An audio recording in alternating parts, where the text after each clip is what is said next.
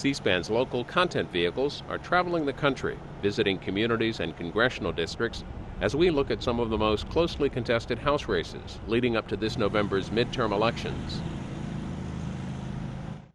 My name is Tony Ferrara. I'm the local president, AFGE Local 1647 at the Toban Army Depot. We have almost 6,000 employees there, and today's our annual pig roast. We're here to get out the vote for people that are labor-friendly. So for Congressman Kanjorski, Congressman Carney, and Congressman Sestak. Thank you for everything you're doing. I appreciate it. Thank you for fighting for us and doing everything you can. We'll be there. Army, that's where I was. Well, I was in the Marine Corps. Oh, Marine. But I'm wearing the Army shirt because, I support the Army. I work for DOD and the Army, so, I got to give them their due. Well, I'm serious. I'm so proud of you. Really. It's an honor to represent. Paul Kanjorski, the incumbent congressman, has represented the 11th District since 1985. The district is a district that's made up of all our parts of 5 counties in this part of the state, which is northeastern Pennsylvania. It has voted consistently, democratically. It voted for Obama by, I believe, 11 points. Kanjorski won the district by only 4 points. He didn't do as well as Obama, which is why the Republicans think they can win this district, even though they're heavily outnumbered. They have a very good candidate in Hazleton Mayor Lou Barletta, who has taken 2 shots at Kanjorski, one in 2002 and 2008, and failed both times, but because of the nature of the political climate this year, they think they can win this time. Hi, how you doing? How are you? This is in Palmerton. Yep. This is Mayor Lou Barletta from I Hazleton. recognize him. He's running for Congress. Oh, Just thought we'd come by and he wanted to say hello to us. I'm Sue Meckes. I'm the better half of it. Great job you're doing. Great job. I actually called what you you. did up there, so I wish the whole country would do that. The challenger is Lou Barletta. He was elected Hazleton mayor in 1999. Barletta was born and raised in Hazleton. His family owned a well-known amusement park down there. He's very popular in his home city. Both elections he dominated the vote there, but Hazleton's a very small part of the district. Barletta became a big champion of anti-immigration legislation. Hazleton is at the forefront of local municipalities trying to impose anti-illegal immigration rules. The city council there, with the mayor's blessing, adopted ordinances to penalize landlords who rent to illegal immigrants, and Barletta has gained a very high profile locally and nationally as a proponent of dealing with illegal immigration. What's unique about this race is Barletta has been named one of the National Republican Congressional Committee's young guns, which means that that's going to be a race that they target with money in the fall. And that's really interesting because it's such a heavily Democratic district. It's not a district that you would typically see Republicans go after.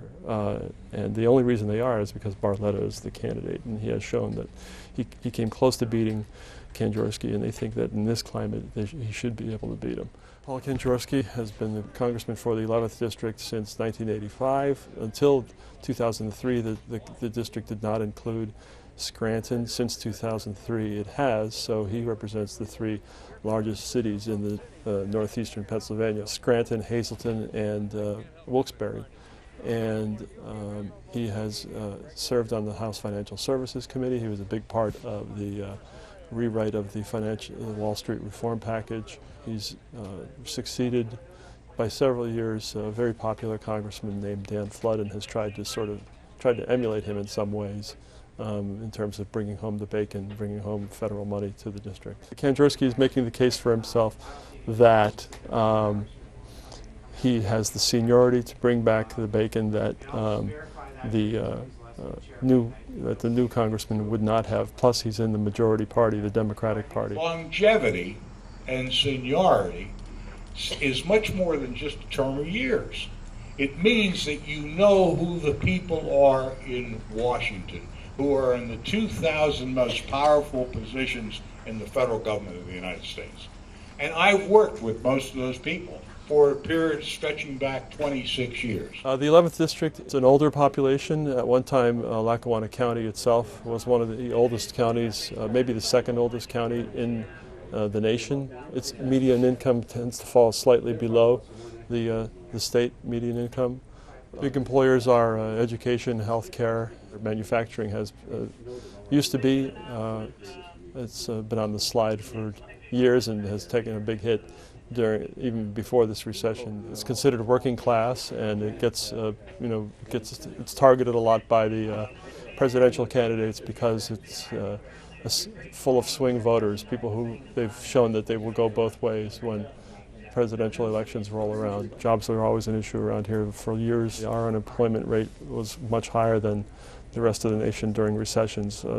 This latest recession, we were actually lucky. We were more in line with the national rate, although we're a little bit above it. But because of the nature of the recession and the uncertainty about the economy, that's going to be the key factor in the race. And the interesting thing is that they haven't really talked about that very much yet. Congressman's been there 26 years. Most people tell me they think that's long enough, and it's time for a change. And when Americans voted for change, they didn't want to change America. They wanted to change Washington, and I don't believe they feel that that's the change they got. And I believe we're going to get it right this time. You rarely have someone challenging an incumbent congressman 3 times, and with the third time being his best chance of winning. If he doesn't beat him this time, I don't think we'll see a 4th time.